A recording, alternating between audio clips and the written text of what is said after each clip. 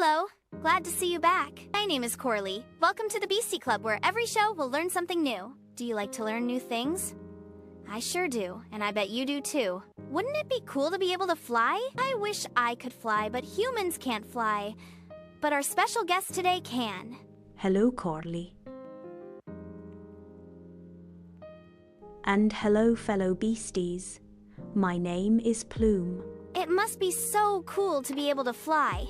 Yes, it's fun and peaceful, but not all birds can fly. I can think of a couple different birds I know can't fly. Can you think of any birds that can't fly?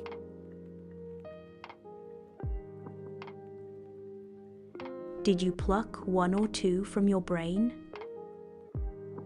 That's a good one, but maybe you should help them just in case they don't know. It will be my honor. Where should we start? Well, our other guests shared with us the meaning of species. There are so many kinds of birds, so there must be a lot of different species. That is a good place to start. We do have a variety of species in the family of birds. Once we were all known to be part of the aves family, but now scientists believe our ancestors were dinosaurs, so each species of bird has a different scientific name. And there are over 9,000 different species, and it's only half that can fly. Oh my. That is too many to name on our show. Yes, it is. Imagine a basketball gymnasium and having half of all the seats taken by birds. Holy cow, that's a lot! And I am an Amazon parrot, part of the Psittacidae family. We have 92 different species just in the Psittacidae family alone. Now, the reason most birds can fly is because our bones are hollow, making us very light. Do you know what hollow means? No. Can you please explain so I can learn what it means? It will be my pleasure. Human bones are solid, like a rock. If you break a rock, inside it is still solid with all the minerals that create the rock. Okay, here's an example. Have you ever helped clean out a pumpkin on Halloween? Yes, I love Halloween and decorating the pumpkin. That's good. So, picture what it looks like inside that pumpkin.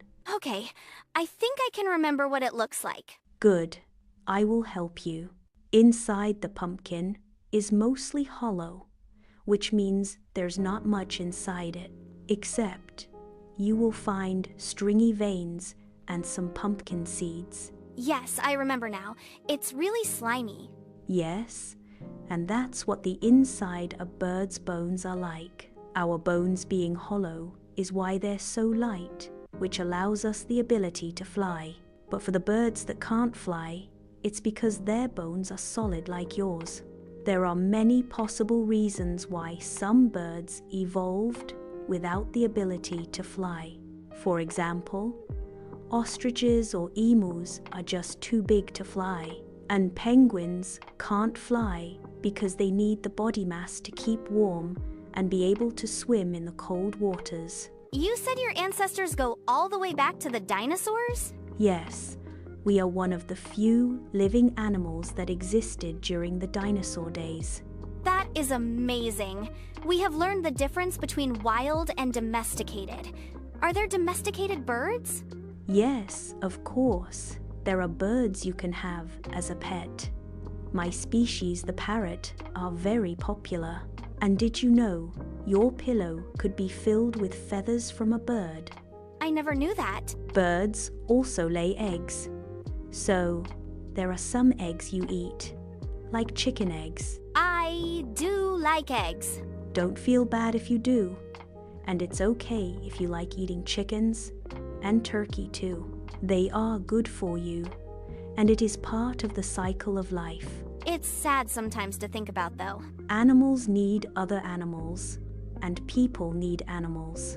We understand some of our species play a big role in human civilization.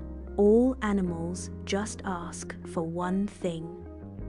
What would that be? For humans to please be more aware.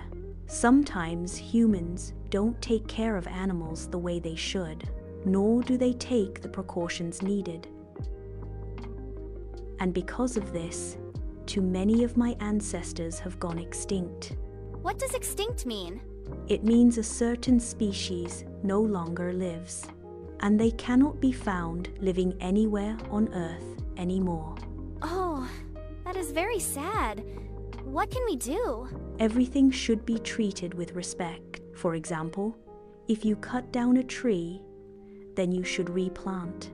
We also ask that humans check for nests before cutting a tree down. This is not just for the safety of birds, but other animals too. We mostly just want humans to respect all animals, starting with preserving our lives, and you can do that by making sure there are more of us than what is needed. I think that's fair because we need each other to live. That is very wise of you, Corely. There are so many different kinds of birds, and each one with so many interesting facts. It would take a long time to speak of each one. Oh, please, share just a little more with us. All right.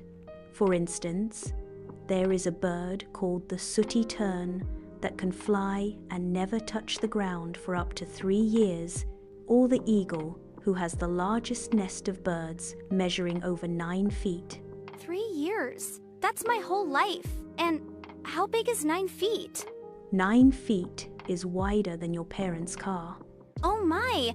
I could lay down in that nest. Yes, you could. And like most animals, especially domestic animals, need to have a special diet, which means they need to be careful what they eat. My species, depending on the type of bird, can eat almost anything, like fruits, vegetables, rice, seed, nuts, and even meat. We would need many shows dedicated to birds in order to cover everything. There is so much about birds to learn. Oh, maybe I'll dedicate another show so we can learn more. That is, if you don't think that would be much of a burden. No, I think that would be very nice. It was such a wonderful visit. I appreciate your time, and I'm sure all our beasties do too. May I ask, who do you have as your next guest? Mr. Fish.